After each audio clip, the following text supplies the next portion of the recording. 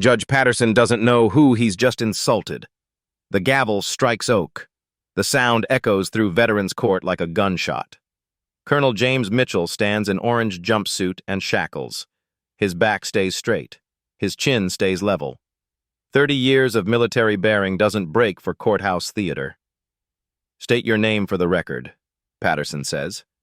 His voice drips condescension. "James Mitchell." "Address?" "Currently detained." Patterson's eyebrows lift. "Watch your tone, son. This is my courtroom." Mitchell's hands rest behind his back. The handcuffs don't rattle. He learned long ago that showing weakness invites more pain. The fluorescent lights buzz overhead. Papers shuffle at the prosecutor's table. Someone coughs in the gallery. "You're here for disrespecting the flag," Patterson continues, "disrupting a patriotic rally, making a scene."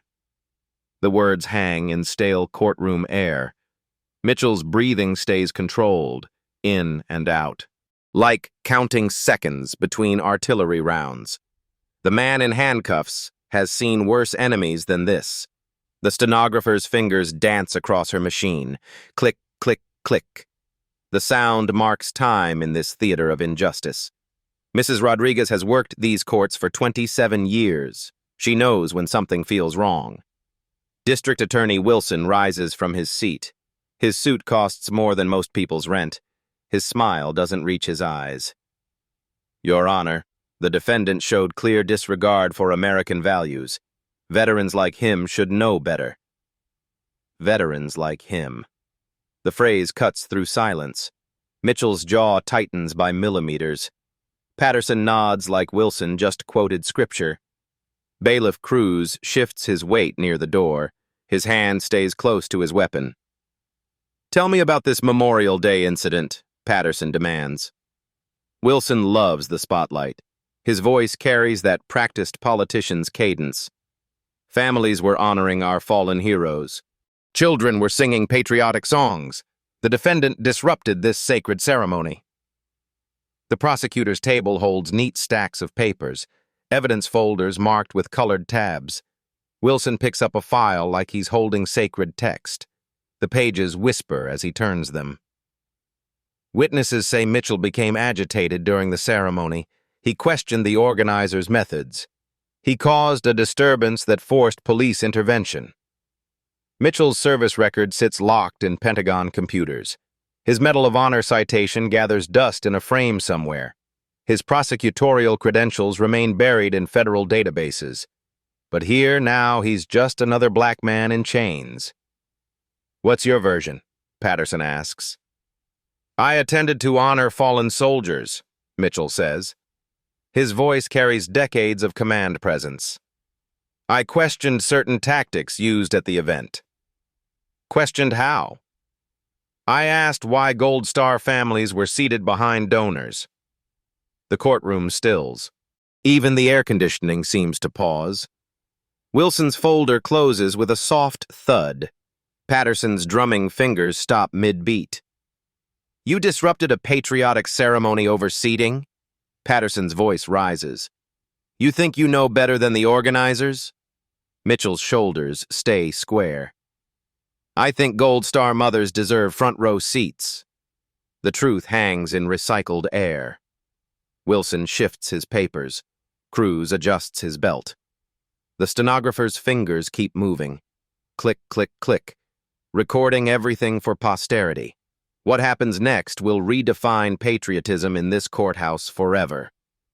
The charges scroll across Patterson's computer screen. Blue text on white background. Each line adds another year to potential sentence. His mouse clicks through options like he's ordering lunch. "The defendant shows exactly the kind of divisive thinking that undermines community unity," Wilson says. "He puts his personal agenda above patriotic tradition." Patterson nods, his decision already made. The gavel waits in his right hand like a weapon ready to strike. "Mr. Mitchell, your attitude problem is becoming clear." "I have no attitude problem, Your Honor." "Don't interrupt me." Patterson's voice hardens. "You show no remorse, no respect for this court or the community you disrupted." Wilson adds from his table. Your Honor, we have multiple witness statements. The defendant's behavior was aggressive and confrontational. Define aggressive, Mitchell says. You questioned authority figures in front of children, Wilson replies. You created discord at a sacred ceremony. I asked why Gold Star families paid fees for front row seats. The words hit like artillery rounds. Wilson's confident smile wavers. Patterson's fingers drum against the bench. Tap, tap, tap. A rhythm of power and impatience. Fees? Patterson asks. The organizers charged Gold Star mothers $300 each for premium seating, Mitchell explains, while corporate donors received front row access as part of their sponsorship packages. Mrs. Rodriguez's fingers pause over her stenotype machine. 27 years of transcription. Thousands of cases recorded. She recognizes something in Mitchell's demeanor, the way he holds himself under pressure. That's irrelevant to your disruptive behavior, Wilson says quickly. Is it? Mitchell's voice carries prosecutorial precision. When veterans' families are treated as second-class citizens at their own memorial? Cruz's keys jangle as he steps closer. The sound cuts through courtroom silence. His hand rests on his equipment belt. Radio, handcuffs, weapons designed to maintain order. You don't get to decide how patriotic ceremonies are organized, Patterson says. You're not the authority here. I never claimed to be. Your actions suggest otherwise. Patterson leans forward in his chair. The leather creaks under his weight. Veterans like you sometimes come home with chips on your shoulders. Veterans like you. Again. Mitchell's hands remain steady behind his back. The cuffs catch light from overhead fixtures, metal against skin. The weight familiar from other battles in other places. What does that mean exactly? Mitchell asks. It means some soldiers think their service gives them special privileges, Patterson explains. Special consideration, the right to question civilian authority. The air conditioning cycles on. Cold air moves through ceiling vents. The sound covers smaller noises, breathing, heartbeats, the quiet fury building in the gallery where other veterans sit watching. I've never requested special consideration, Mitchell says. Your disruption of that rally says otherwise. I asked a question about seating arrangements. You caused a scene that required police intervention. Wilson shuffles through his evidence folders, each document carefully organized for maximum impact. Your Honor, the defendant's military background may explain his confrontational approach to civilian authority. The words stack like concrete blocks. Each accusation builds higher walls around Mitchell's future. Mrs. Rodriguez watches the systematic destruction of a decorated veteran's reputation. Furthermore, Wilson continues, we have concerns about the defendant's potential for violence. Military training combined with obvious anger issues creates public safety risks. I have no history of violence, Mitchell states. Military service is violence training, Patterson replies. Killing people and breaking things, as they say. The courtroom fills with toxic assumptions. Military veterans as ticking time bombs. Service members as damaged goods. Heroes transformed into threats by judicial prejudice. Cruz's radio crackles with static. Dispatcher voices leak through in fragments. The bailiff's hand moves closer to his weapon, prepared for violence that exists only in Patterson's imagination. Your Honor, Mitchell says carefully, I request legal representation. Public Defender's office is backed up, Patterson replies. Court-appointed counsel will be assigned within 30 days. 30 days. The number echoes off painted walls. Wilson smiles at his papers. Justice delayed becomes justice denied. I also request permission to make a phone call. Denied. You'll follow standard booking procedures. Mitchell's breathing stays controlled. Combat veterans learn patience the hard way. Hostile environments, unreasonable authority, survival through strategic thinking. Stand for sentencing, Patterson commands. The chains around Mitchell's ankles scrape against linoleum. He rises with military precision, back straight, head high. The orange jumpsuit can't diminish 30 years of service. Wilson clears his throat.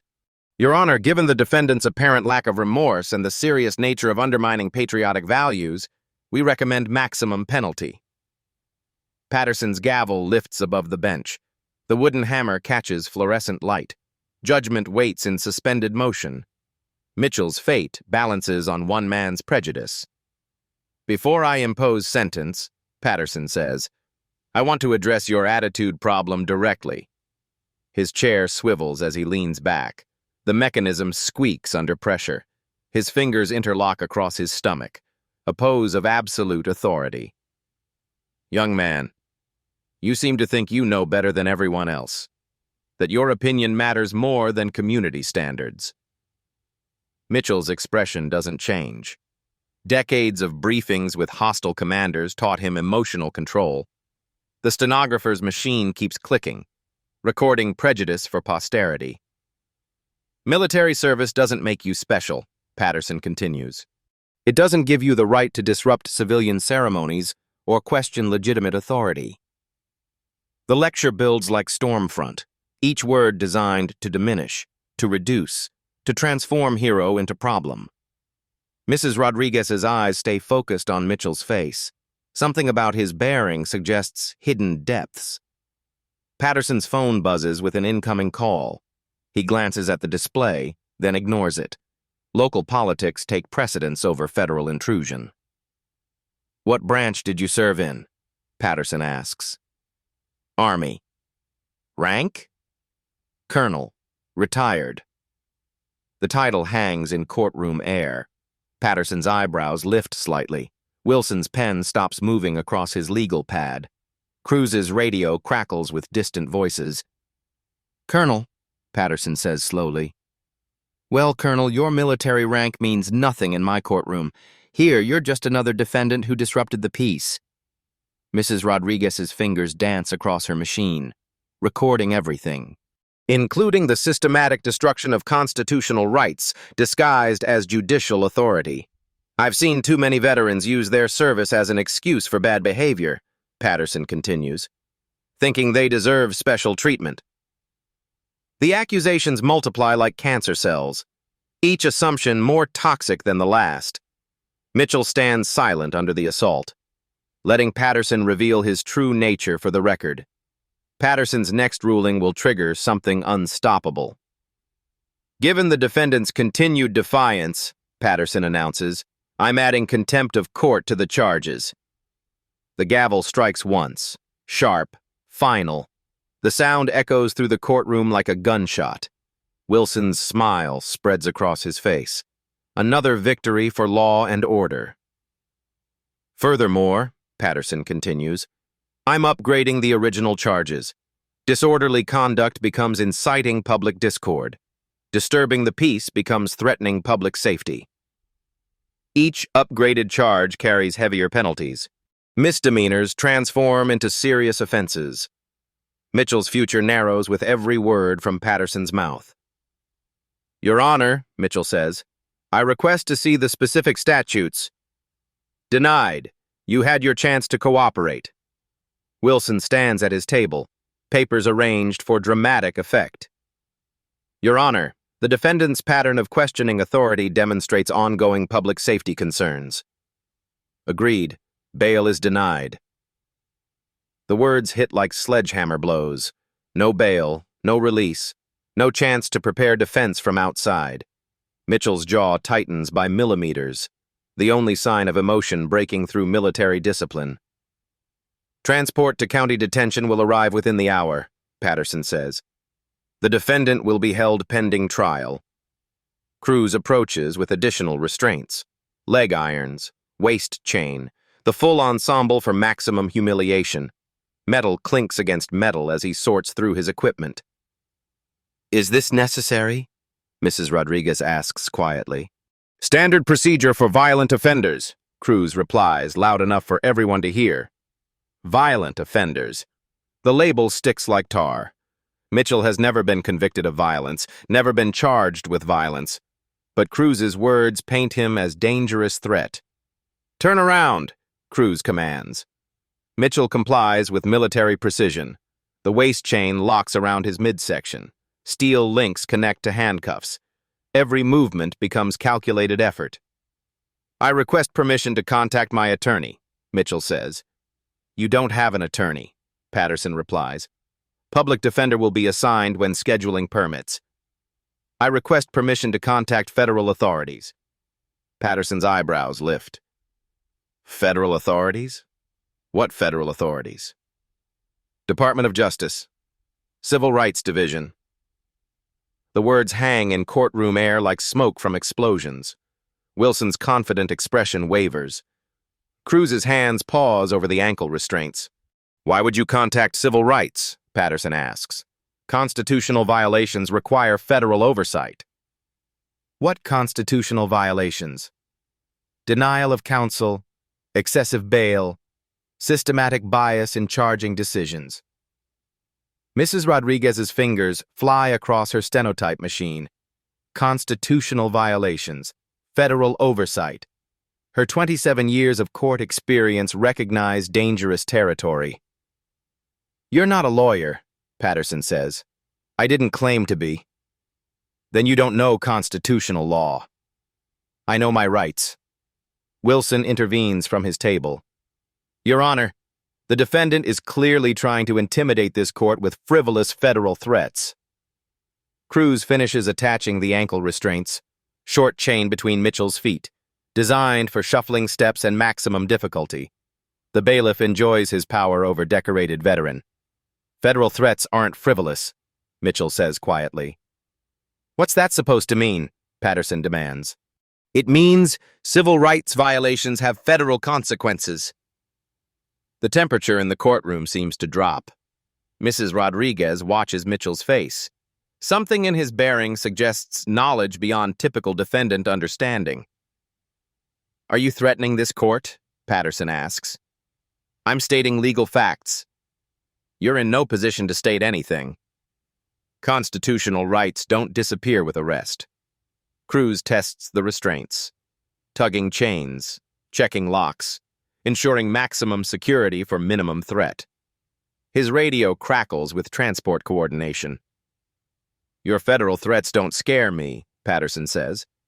"This is local jurisdiction, local authority. Federal jurisdiction supersedes local authority in civil rights cases." Wilson objects loudly.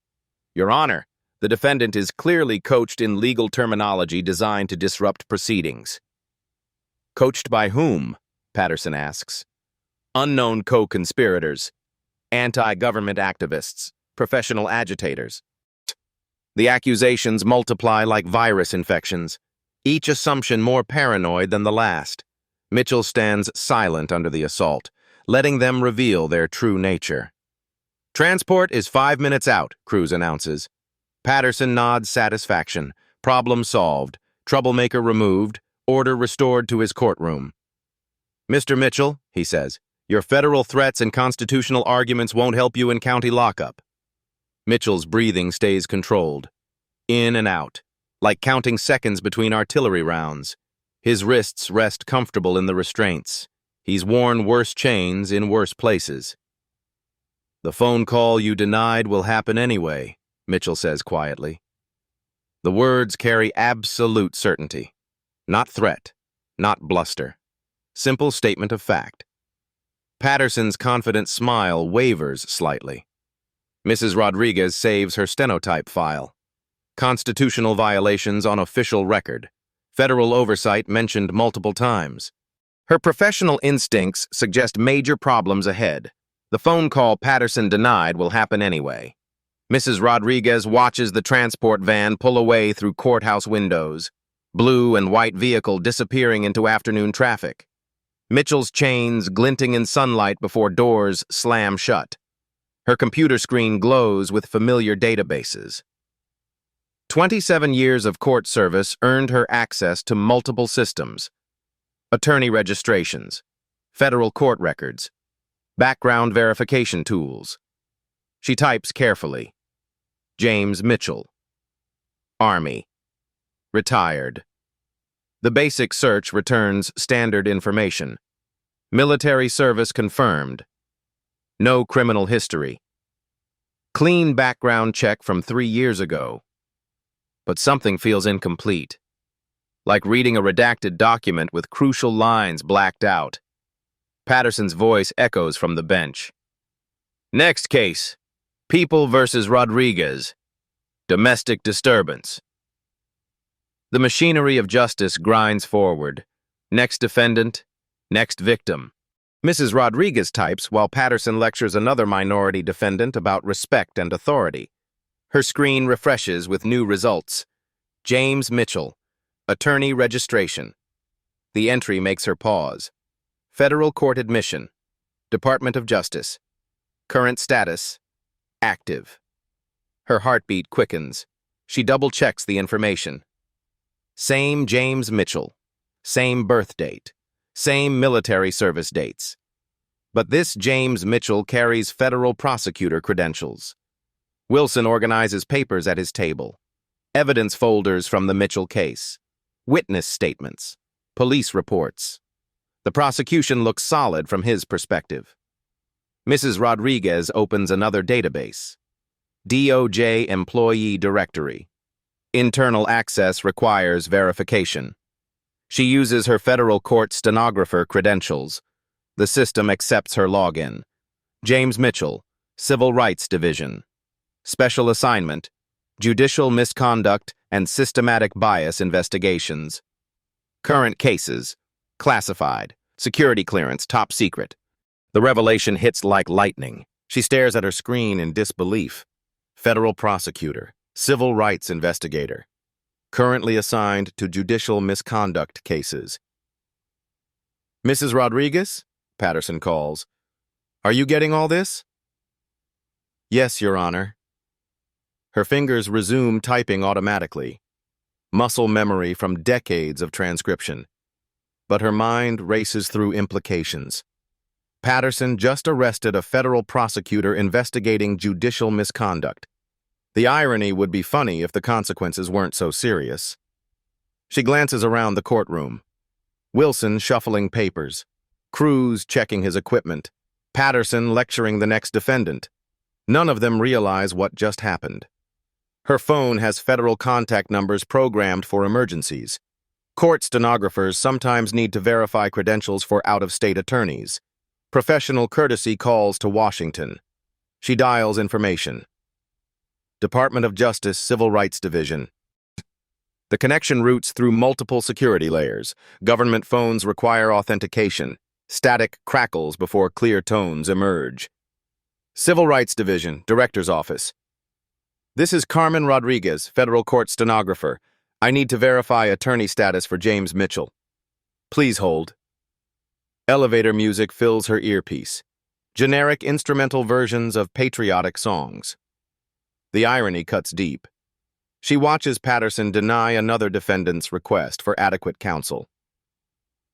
Ma'am, James Mitchell is an active federal prosecutor, currently assigned to civil rights violations and judicial misconduct cases.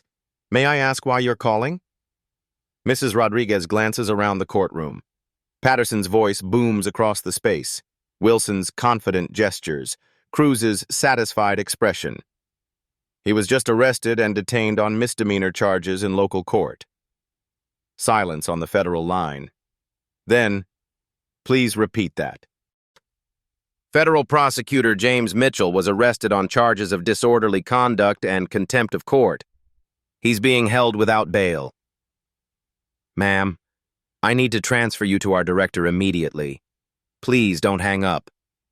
Another click. Another hold. Mrs. Rodriguez's heart pounds against her ribs. Federal prosecutors don't get arrested on local charges without causing massive problems. Patterson schedules the next defendant for immediate sentencing, rushing through cases like assembly line worker, making examples of uncooperative minorities. This is Director Sarah Chen. Who am I speaking with? The voice carries absolute authority. Mrs. Rodriguez sits straighter. 27 years of government service recognizes power when it speaks. Carmen Rodriguez, court stenographer. I need to report that Federal Prosecutor James Mitchell is being held in local detention. On what charges? Disorderly conduct, contempt of court, disturbing the peace. The judge denied bail and federal contact. Long pause. Computer keys clicking in Washington. Database searches happening in real time. Mrs. Rodriguez, Prosecutor Mitchell is currently working undercover on federal civil rights investigations. Which court is holding him? District Veterans Court. Judge Harold Patterson presiding. More computer activity. Urgent voices in the background. Federal machinery awakening to crisis. Ma'am, this court is currently under federal investigation for systematic civil rights violations. Mr. Mitchell's detention constitutes obstruction of justice. The confirmation hits like bomb blast. Under federal investigation. Systematic civil rights violations. Mitchell wasn't random defendant. He was federal investigator. What should I do? Mrs. Rodriguez asks. Document everything. Save all transcripts. Federal marshals are en route. Do not alert anyone to this conversation. The line goes dead.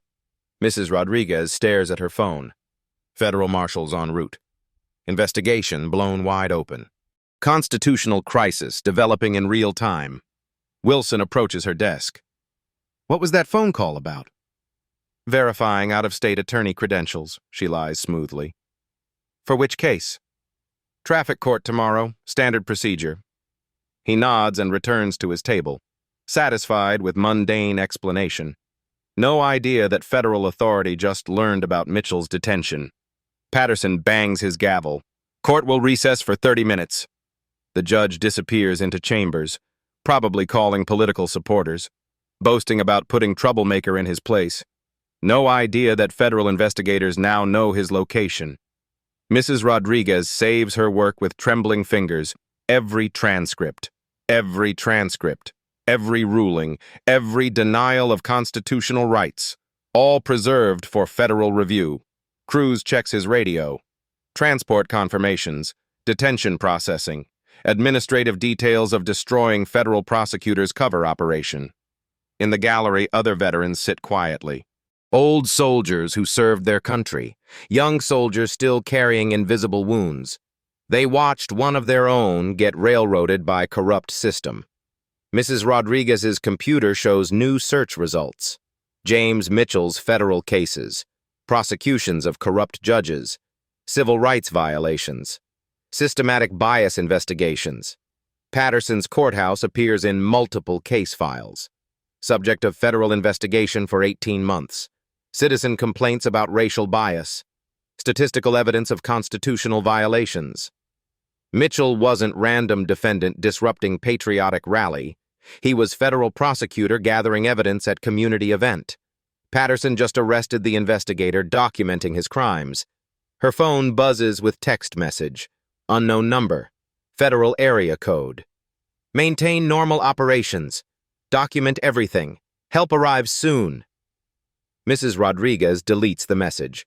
Federal communications leave no digital traces, but the confirmation settles her nerves. Washington knows. Help comes. Wilson and Cruz coordinate lunch plans, celebrating successful prosecution, unaware that federal marshals coordinate their response from secure facilities. Patterson returns from chambers. Confident smile. Political victory achieved. No idea that his judicial career just ended with single phone call. The next 30 minutes will change everything in this courthouse.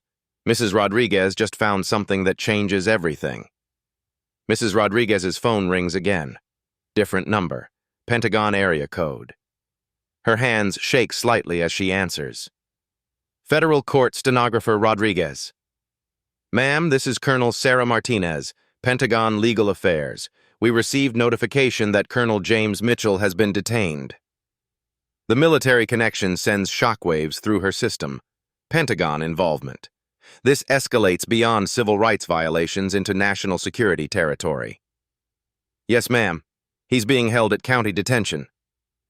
Colonel Mitchell holds top-secret clearance.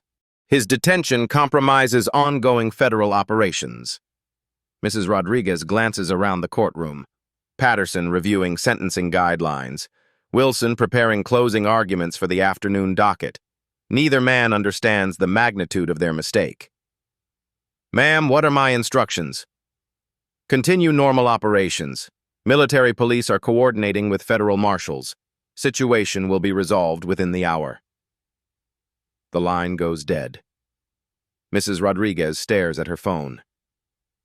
Pentagon involvement, military police, federal marshals. The cavalry arrives from multiple directions. Patterson's confidence radiates across the courtroom. He schedules Mitchell's preliminary hearing for maximum political impact. Evening news cycle. Campaign season publicity. Making examples of unpatriotic troublemakers. "Mrs. Rodriguez," he calls, "I want full transcripts of the Mitchell case expedited for media distribution." "Of course, Your Honor." She types the words while planning federal evidence preservation. Every transcript saved to multiple secure servers. Constitutional violations documented with bureaucratic precision. Wilson's phone buzzes with incoming calls, political supporters, media contacts. Everyone wants details about the patriotic prosecutor taking down veteran troublemaker. "The Mitchell case demonstrates our commitment to law and order," Wilson tells a reporter. "Military service doesn't excuse disruptive behavior." Mrs. Rodriguez continues typing, recording Wilson's statements for federal review, political grandstanding based on false assumptions, career-ending quotes preserved for posterity. Cruz's radio crackles with detention facility updates. Mitchell processed into general population. Strip searched. Photographed. Federal prosecutor treated like common criminal. "Transport confirms delivery," Cruz reports. "No incidents during transfer." Patterson nods satisfaction. Problem solved. Order restored. No idea that federal response teams mobilize across Washington. Mrs. Rodriguez's computer shows new email notifications. Federal Court Administration, Justice Department protocols, Pentagon communications, all marked urgent priority. She opens the first message. Federal Marshal Service. Asset protection protocols activated. Maintain operational security. Federal response coordinating. The second email comes from DOJ Director Chen's office. Judicial misconduct investigation accelerated. Preserve all documentation. Federal oversight imminent. Pentagon message arrives last. Colonel Mitchell's detention compromises national security operations. Military intervention authorized if necessary. The federal response builds like storm system. Multiple agencies coordinating. Constitutional crisis demanding immediate resolution. Patterson calls recess for lunch. Court resumes at 2 o'clock. Mitchell preliminary hearing scheduled for 4:30. He exits chambers with confident stride. Planning his political future. Unaware that federal marshals already coordinate his investigation. Wilson packs his briefcase. Afternoon meetings with campaign supporters. Victory celebration lunches. No idea that his prosecutorial career just ended. Cruz secures the courtroom. Standard security protocols. Routine afternoon procedures. Federal marshals will arrive as normal visitors. Mrs. Rodriguez saves her work to encrypted federal servers. Every transcript preserved. Every constitutional violation documented. Evidence chain secured for federal prosecution. Her phone shows new text message. Unknown number. Federal encryption. Federal response team in position. Maintain normal operations. Justice arrives at 1400 hours. She deletes the message. Federal communications leave no traces, but the timeline is set. Justice arrives at 2 o'clock. Federal authorities are now fully aware of the situation. 2 o'clock arrives with courthouse precision. Patterson returns from lunch refreshed and confident. Wilson adjusts his tie for afternoon media attention. Cruz checks his equipment for preliminary hearing theater. Mrs. Rodriguez watches through courthouse windows. Black SUVs park across the street. Tinted windows. Federal license plates. The cavalry arrives wearing business suits instead of uniforms. "Bring in the Mitchell prisoner," Patterson commands. Cruz coordinates with detention transport. Radio chatter fills the courtroom, standard prisoner movement protocols. No one notices the federal vehicles multiplying outside. Mitchell enters wearing orange jumpsuit and full restraints, waist chain, ankle shackles, handcuffs, maximum security for minimum threat. His military bearing unchanged despite humiliation. "Mr. Mitchell," Patterson says, "this preliminary hearing will determine if charges proceed to trial." "I understand, Your Honor." "Do you wish to enter additional pleas?" "I request permission to present evidence in my defense." Patterson's eyebrows arch with annoyance. "You already entered your plea. This is preliminary hearing, not trial." "I invoke my right to present exculpatory evidence." The legal terminology surprises Wilson. Defendants don't usually know words like exculpatory. Mrs. Rodriguez's fingers dance across her stenotype machine, recording precise language for federal review. "What evidence?" Patterson asks. "Audio recordings from the Memorial Day ceremony, financial documentation regarding seating arrangements, federal civil rights statutes relevant to these charges." Each item hits like precision strike. Wilson's confident smile wavers. Cruz shifts nervously near the door.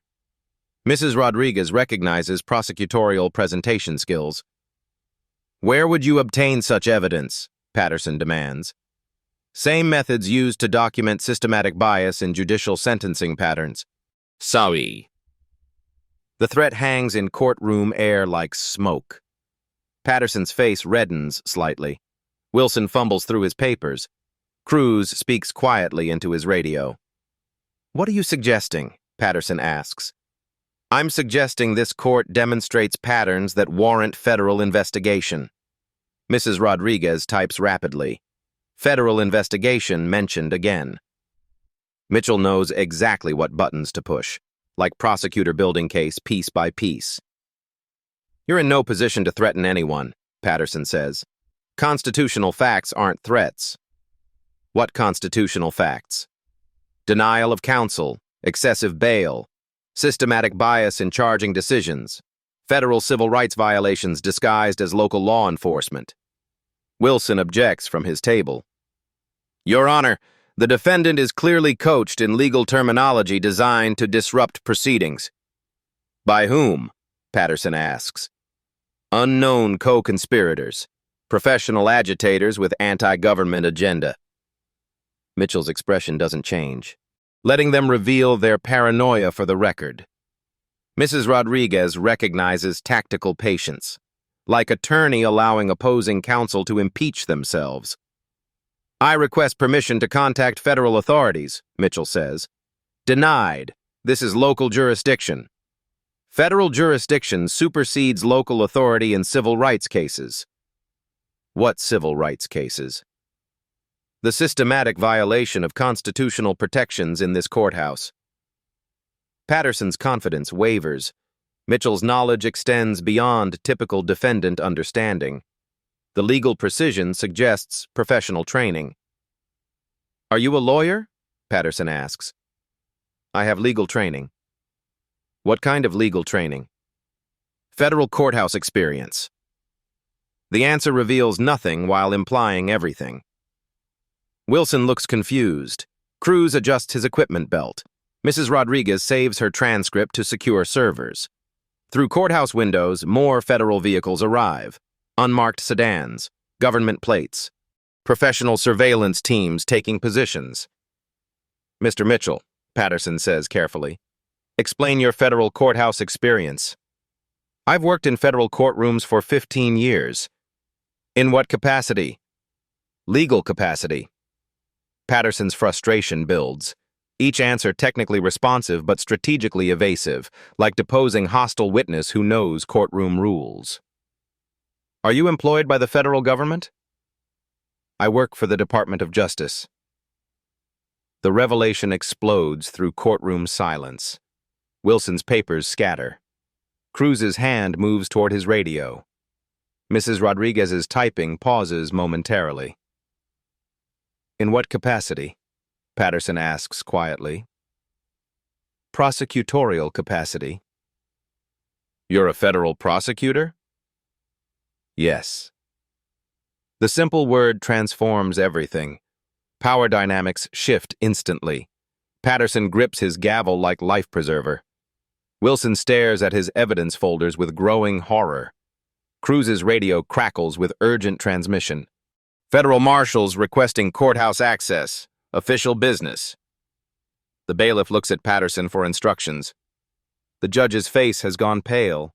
Federal prosecutor in orange jumpsuit. Federal marshals at the door. Constitutional crisis developing in real time. Your Honor, Mrs. Rodriguez says quietly, I have Director Chen from DOJ on hold, requesting immediate contact. The phone receiver sits on her desk like smoking gun. Federal authority waiting for acknowledgement. Patterson stares at the device like it might explode. Mitchell's next question will expose everything that matters. Mrs. Rodriguez stands with professional dignity. 27 years of courthouse service earned her respect from judges and attorneys alike. Her voice cuts through stunned silence. Your Honor, I request permission to address the court. Patterson's attention snaps toward her workstation. Court stenographers rarely speak during proceedings unless requesting clarification. His face shows confusion mixed with growing panic. What is it, Mrs. Rodriguez? She approaches the bench with measured steps, federal documents in her hands, official seals visible even from distance. Her professional bearing commands attention. Your Honor, I have verified information regarding the defendant's identity and federal status. Wilson objects reflexively. Your Honor, the stenographer has no standing to present evidence. Overruled. Patterson's voice sounds strained. Continue, Mrs. Rodriguez.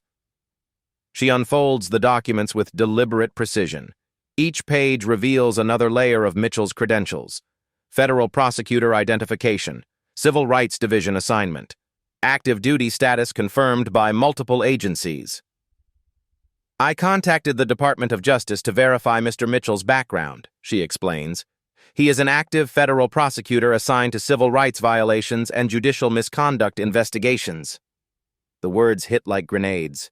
Wilson's confident expression crumbles. Cruz's hand freezes over his radio. Patterson grips the bench edge until his knuckles turn white. Furthermore, Mrs. Rodriguez continues, I have Director Sarah Chen from the Civil Rights Division holding on line 1. She gestures toward her phone. The device sits like smoking gun on her desk. Federal authority waiting for acknowledgement. Constitutional crisis demanding immediate resolution. This courthouse has been under federal investigation for systematic civil rights violations, she adds quietly. Mr. Mitchell's detention constitutes obstruction of federal justice. The revelation transforms courtroom atmosphere completely. Power dynamics reverse in single moment. The chained defendant suddenly carries more authority than everyone else combined. Patterson stares at the phone like it contains explosive device. 18 months of federal investigation. Constitutional violations documented. Career-ending scrutiny from Washington. Wilson attempts damage control. Your Honor, even if true, this doesn't change the evidence against him. But his voice lacks conviction. Federal prosecutor credentials trump local authority.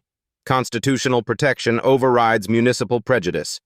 Cruz's radio crackles with federal frequencies. Federal marshals entering courthouse, requesting immediate judicial contact. The cavalry arrives through front doors.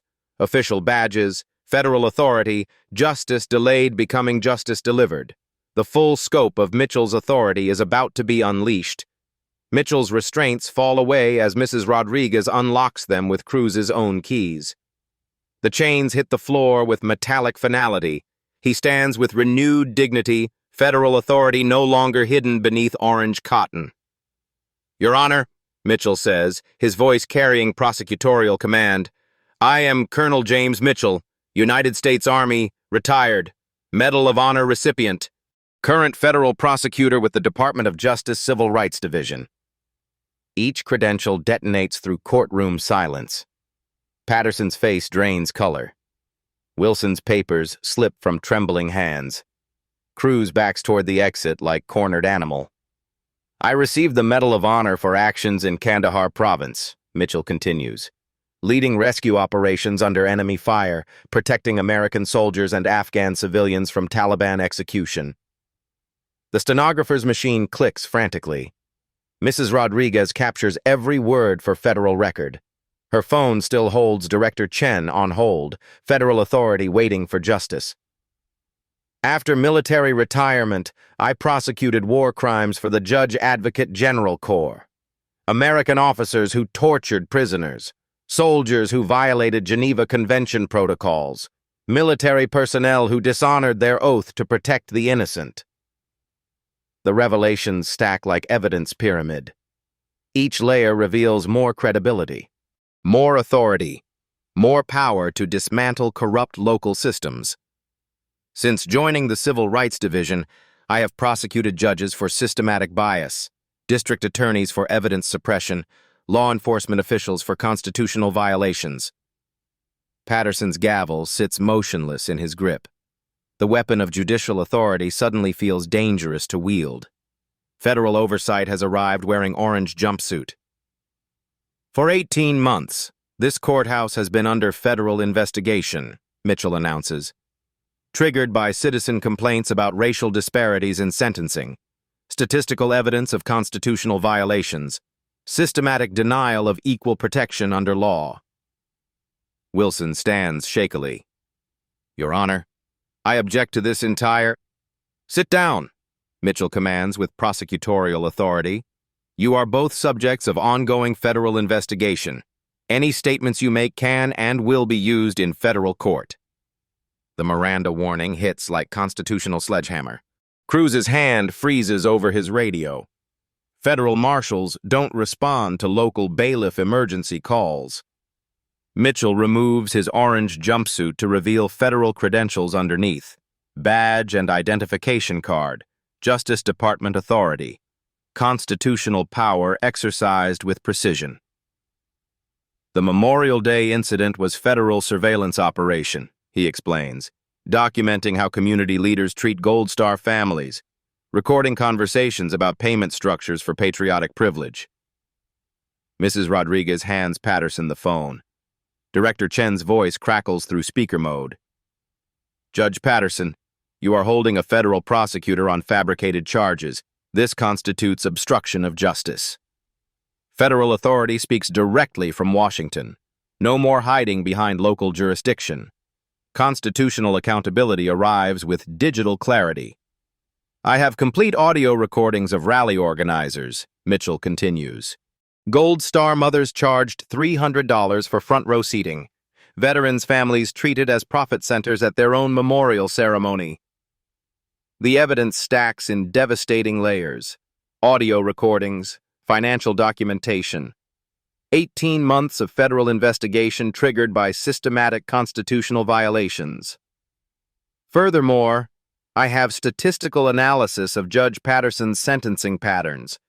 African American defendants receive sentences 37% longer than white defendants for identical crimes. Hispanic defendants face bail amounts 42% higher than similarly situated white defendants. The mathematics of bias explode through courtroom air. Federal databases reveal systematic discrimination disguised as judicial discretion. Constitutional violations documented with scientific precision. Federal marshals announce themselves in courthouse lobby. United States Marshal Service. Building is under federal jurisdiction pending civil rights investigation. Their footsteps echo in marble hallways. Black uniforms with silver badges. Authority that supersedes local power structures completely. Bailiff Cruz was dismissed from military service for excessive force against prisoners, Mitchell reveals. Currently employed despite background check disqualifying him from law enforcement positions. Cruz's secret history surfaces like submarine breaking water. Dishonorable discharge, criminal background, systematic failure of local hiring protocols. District Attorney Wilson has suppressed exculpatory evidence in 43 cases involving minority defendants, Mitchell continues. Federal investigation reveals pattern of prosecutorial misconduct spanning 4 years. Wilson's political future crumbles in real time. Federal oversight, civil rights violations, career-ending prosecutions waiting in Washington. Mitchell's phone connects to 3 agencies simultaneously. Pentagon confirms his Medal of Honor status. DOJ verifies his prosecutor credentials. FBI opens real-time civil rights investigation. Colonel Mitchell, Director Chen's voice fills the courtroom through speakerphone. Are you injured or in immediate danger? No, ma'am. Federal evidence has been preserved. Constitutional violations documented. Subjects identified for prosecution. The orange jumpsuit lies crumpled on courtroom floor. Federal authority stands revealed in business suit and prosecutor credentials. Justice arrives disguised as prisoner. Judge Patterson, District Attorney Wilson, Mitchell announces formally. You are both subjects of federal civil rights investigation. I recommend immediate legal counsel. Federal marshals enter through courthouse doors. Their radios coordinate evidence seizure protocols, computer servers, case files, financial records, everything preserved for federal prosecution. Mrs. Rodriguez, Mitchell says, your courage and professional integrity will be commended in federal report. Civil service employees who uphold constitutional principles deserve recognition. She nods with quiet dignity. 27 years of service vindicated in single moment. Truth triumphs over institutional corruption. In the gallery, veterans stand collectively. Old soldiers recognizing justice finally served. Young soldiers witnessing system working correctly. Their respectful applause builds slowly, appropriately. The federal investigation continues, Mitchell explains. Oversight will ensure constitutional protection for all defendants, regardless of race, religion, or political beliefs. Cruz attempts to flee through rear exit. Federal marshals intercept him calmly. Not as arrestee, but as witness requiring protection during investigation. Justice moves with measured precision. Patterson's career dissolves like sugar in rain. Federal investigation. Constitutional violations. Judicial misconduct documented with bureaucratic thoroughness. The gavel sits silent on his bench. Wilson's phone buzzes with urgent calls, media requests, political damage control, campaign contributors demanding explanations. His prosecutorial license hangs by a thread of federal patience. Federal oversight team arrives within 30 minutes, Director Chen announces. Courthouse records will be preserved as evidence. All current cases subject to constitutional review. The marble courthouse echoes with federal authority. Democracy working correctly after months of systematic failure. Constitutional protection restored through proper channels. Mitchell straightens his federal prosecutor badge. Medal of Honor recipient. Civil rights defender. Constitutional protector. The mission remains constant despite changing uniforms. Federal marshals are already in the building. Federal marshals escort Patterson and Wilson from the courthouse. Not in handcuffs, but under protective custody during investigation. Justice moves with constitutional precision, not vengeful theater. All courthouse operations will continue under federal oversight, Director Chen announces through speakerphone. Current cases reviewed for constitutional compliance. Defendants' rights protected during transition. Mitchell adjusts his federal prosecutor credentials. The orange jumpsuit lies forgotten on courtroom floor, symbol of false imprisonment discarded like costume after performance. Mrs. Rodriguez, he says, your transcript preservation ensured constitutional violations were documented. Federal prosecutors depend on professionals like you to maintain justice system integrity. She nods with quiet pride. 27 years of service validated in crucial moment. Truth triumphs when honest people refuse to stay silent. The veterans in gallery approach Mitchell with respectful dignity. Old soldiers who served in Vietnam, middle-aged soldiers from Desert Storm, young soldiers carrying invisible wounds from Afghanistan and Iraq. Colonel, says an elderly man wearing VFW cap, we knew something wasn't right, but we didn't know how to fight back. Fighting back requires understanding the system, Mitchell explains. Constitutional protection exists for everyone. Federal oversight ensures justice applies equally. Federal investigators arrive with evidence preservation equipment, computer forensics teams, document analysis specialists. Constitutional violations require scientific documentation, not emotional responses. Cruz sits quietly in corner chair, his dishonorable discharge exposed, criminal background revealed. But federal justice focuses on systematic problems, not individual vengeance. Bailiff Cruz will be reassigned pending background review, Mitchell announces. Federal hiring standards apply to all courthouse personnel. The courthouse flag flies at full height outside.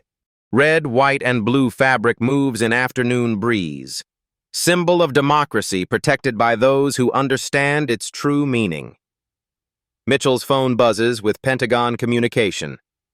Colonel, Medal of Honor recipients require protective protocols during federal operations. Negative, he responds. Standard prosecutor safety measures sufficient. Constitutional protection applies equally to all citizens. Federal oversight establishes temporary courthouse administration. Constitutional lawyers, civil rights specialists, professional prosecutors trained in equal protection principles. Judge Patterson's cases will be reviewed by federal magistrates, Director Chen explains. Defendants denied constitutional protection receive new hearings with adequate counsel. Justice delayed becomes justice delivered through proper channels.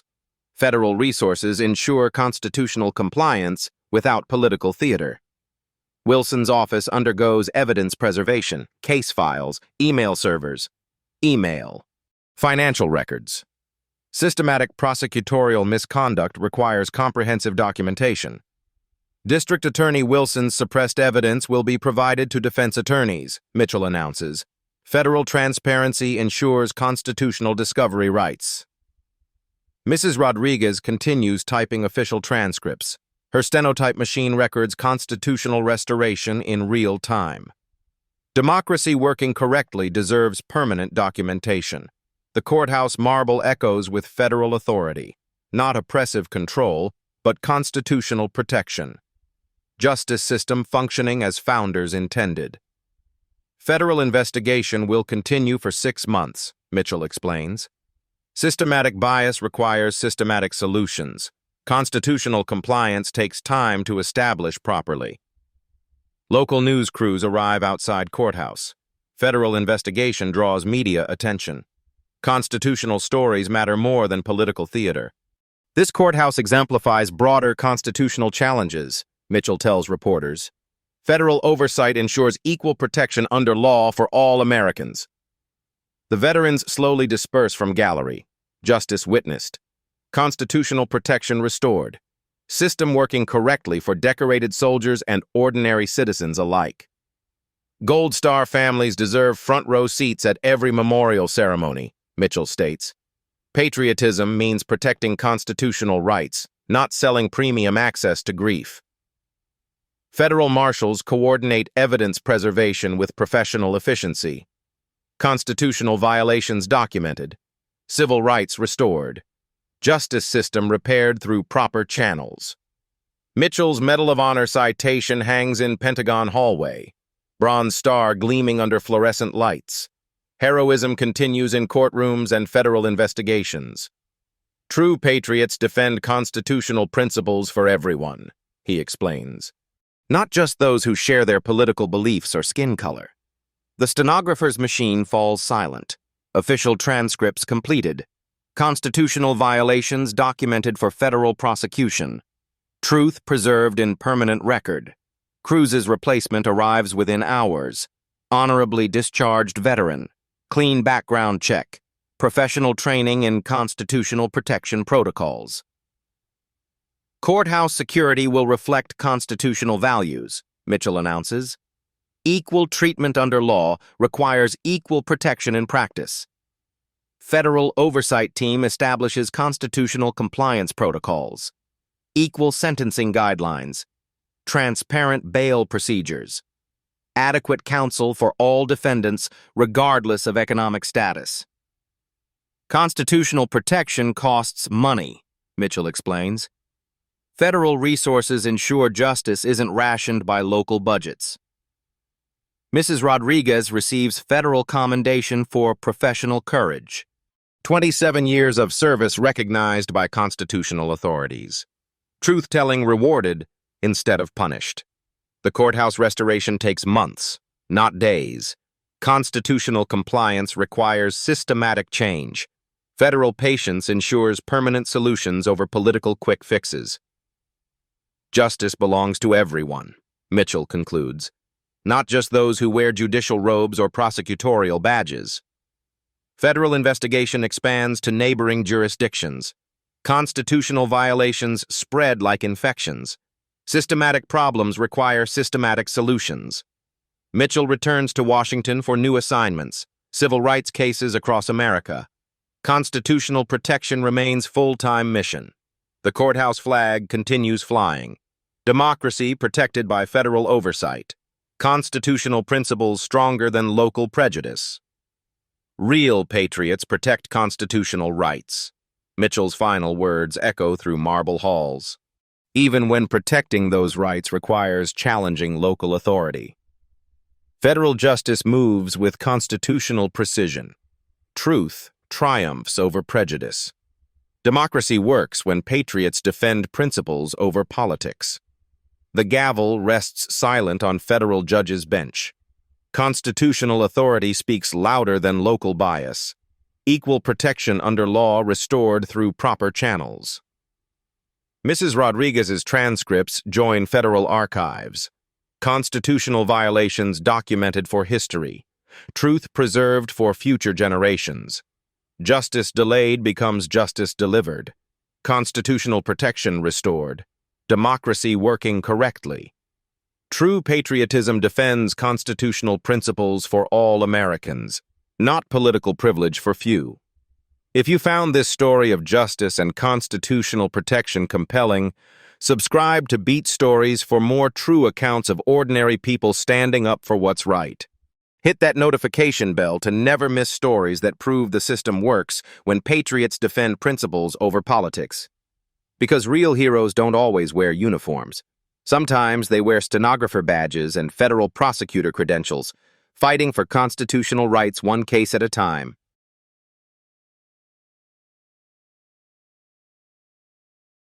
One story can wake up a crowd. One moment of clarity can crack years of silence. At Beat Stories, we find those moments, and we share them loud and clear. If this made you think, hit subscribe. This is just the beginning.